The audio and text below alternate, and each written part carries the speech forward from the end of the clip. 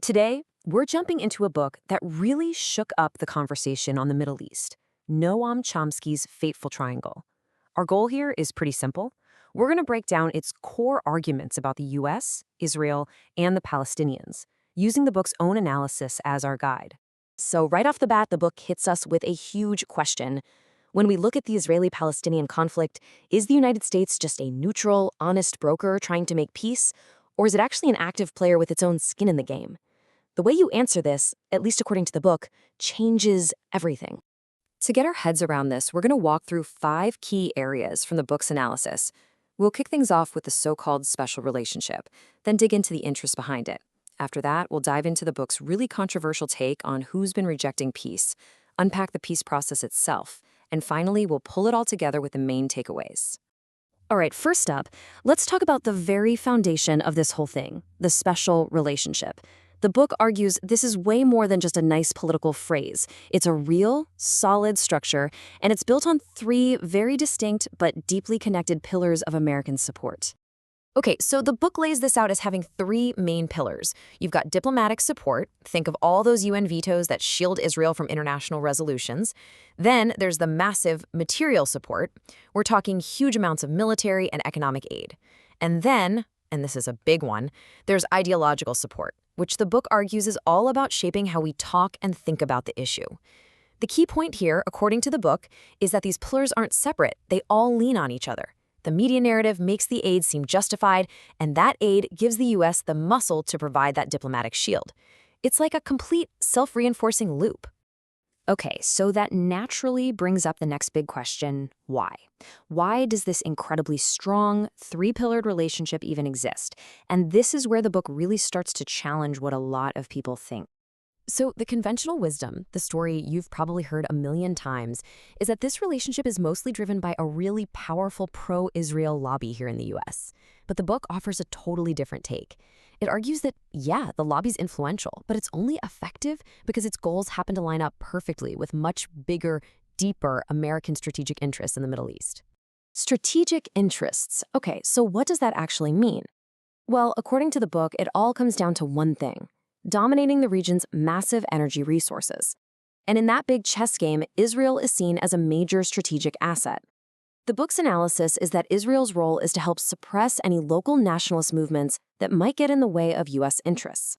And it also suggests Israel can perform certain sensitive operations, what the book calls dirty work, that the U.S. government can't or won't do out in the open. All right, now we're getting into what might be the book's most challenging argument. It completely flips the script on who has actually been the one blocking a political settlement in the region. You know, we usually hear the word rejectionism used to describe groups that reject Israel's right to exist. Well, the book turns that idea completely on its head. It defines rejectionism simply as the denial of the other side's national rights. And when you look at it through that lens, the book argues that the most powerful rejectionists have actually been the U.S. and Israel because of what it calls their consistent denial of Palestinian rights to self-determination. And to support this pretty bold claim, the book points to a series of what it calls missed opportunities. For instance, it brings up Egypt's peace offer way back in 1971, which was rejected. It highlights a 1976 UN resolution for a 2-state solution, which the PLO apparently supported, that the U.S. ended up vetoing. The analysis here suggests a pattern where every time the Arab side made a move towards a diplomatic settlement, it got blocked. This supposedly led to what the book actually calls panic in Israel when the PLO itself officially got on board with a 2-state solution. And here's a quick but really important point the book makes. This so-called rejectionist stance wasn't just about one political party in Israel. The author argues that both the center-left Labor Party and the right-wing Likud basically shared the same fundamental goals. The only difference, according to the book, was in their style, how they presented themselves to the world, not in the actual substance of their policies. Okay, so if the book is arguing that real chances for peace were shot down again and again, then what about the peace process? You know, the one we've heard about for decades? Well, the analysis here is pretty stark. It argues the whole thing is a myth, a term that just masks the real situation of occupation and control. And to really get a feel for the book's view on the reality of the occupation, just listen to this observation it makes. It notes that, quote, the official and public discourse increasingly dehumanized Palestinians, referring to them as two-legged beasts. The book uses examples like this to argue that the occupation wasn't just a political or military situation, but something that had a really corrosive moral effect on Israeli society itself. And the Oslo Accords are presented as a prime example of this dynamic. The argument is that far from being a pathway to a real independent state, Oslo basically just locked the occupation into place. Think about it. It carved up the West Bank into these zones, areas A, B, and C. Israel kept total control over Area C, which just happens to be most of the land, the water resources, and all the settlements. Meanwhile, the Palestinian Authority got a little bit of self-rule, but only in these disconnected, fragmented enclaves. The book makes a direct comparison to the Bantustans from apartheid-era South Africa. Okay, so we've been through a lot of a really heavy, challenging analysis.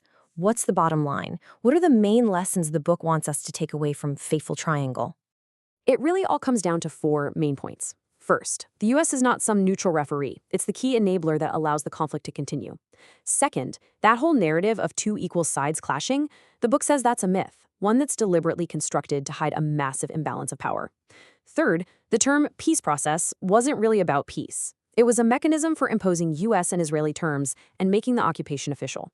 And finally, propaganda isn't just noise. It's a powerful weapon used to control the story and, as the book puts it, manufacture consent. And that really leaves us with one last big thought to chew on. The framework laid out in Fateful Triangle is, let's be honest, a tough one. It goes against so much of what we normally hear. So the question isn't whether you agree or disagree with it. The real question is, how does just understanding this perspective change how you look at what's happening in the region today?